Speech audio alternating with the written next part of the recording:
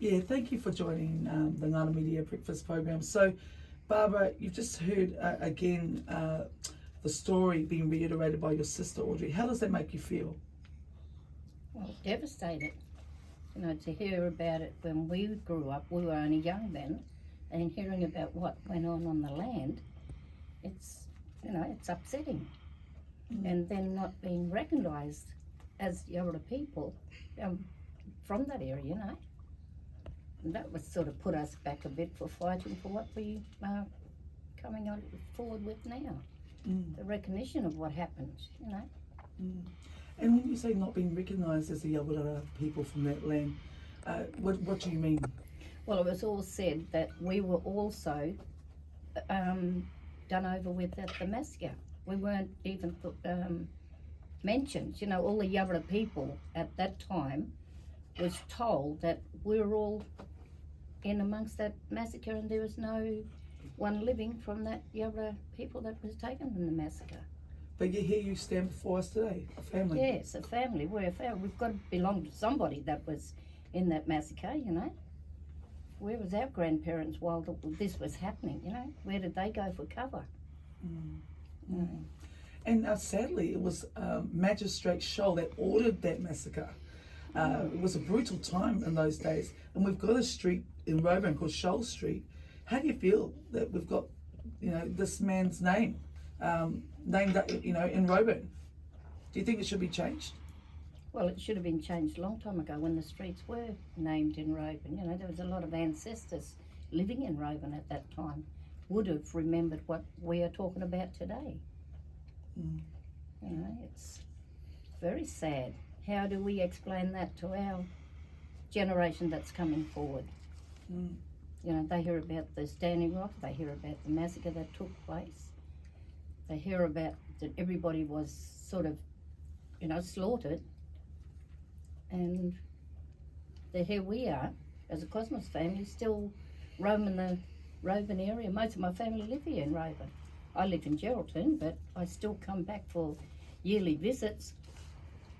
And so, do you feel that also, apart from apart from the massacre that we're talking about, that Yabura are not fully recognised as a traditional owner of this area? Is that what you're saying? Yes, in a way, and in a way not, because we do come under Yabura Maratunia, and that's who we are, following on our grandmother's side, you know. Kevin, you know, when you're out at that site and you think about your people that were slaughtered there, what comes to mind in that place?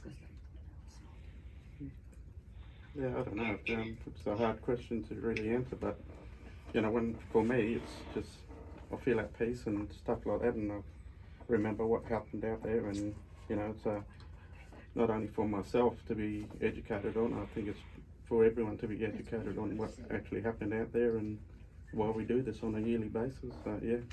Do you think that the Flying Foam Massacre history should be part of the education scope? Something that should be taught in local schools here in the Pilbara? I think it should be educated right across the board, not only through schools, but everyone in the community should be educated on it and what went down, what really happened, and who are the people that, you know, got massacred out there. So it should be a broad thing about education. Most and educated.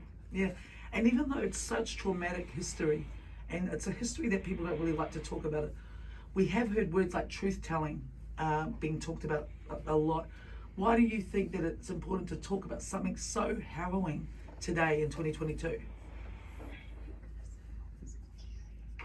I think just people got to be aware of what their surroundings are, and you know what happened in the area, and yeah, why it happened, and yeah, just I think everyone's got to be aware of it, and you know I think this is where everything's got to be like an education to everyone, because not only myself as a person that from this land knows about it, but I think it's just got to be brought across.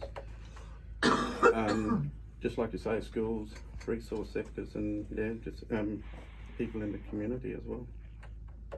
And I think too, you're so right, because when you think about tourists or four-wheel drive lovers, they might just like cruise on out there not knowing the significance of the place and, you know, start running amok on the rocks and playing tag. I mean, who knows? Whereas they don't actually know where they are. What's your message, to tourists who are exploring this part of the world? I think not only just having a plaque there, but I think there should be a roadside sign educating people, where are you actually entering and what happened, and just mosey in and have a look and be educated about it.